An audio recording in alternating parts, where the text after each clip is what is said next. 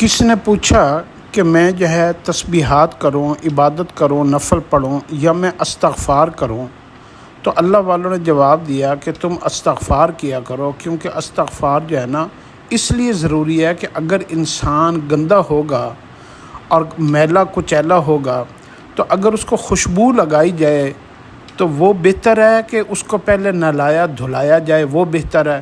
تو یقیناً میلے گندے اور کیچڑ میں لبڑے ہوئے آدمی کو ہمیشہ پہلے نہانا چاہیے، اس کے کپڑے صاف پہنانے چاہیے، اس کو صاف ستھرا کرنا چاہیے۔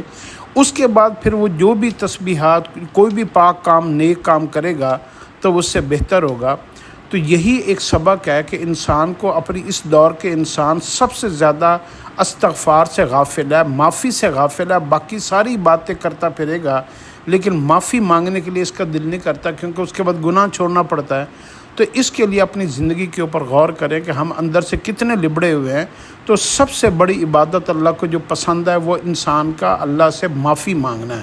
تو اللہ سے معافی، استغفار، توبہ کثرت سے کیا کریں۔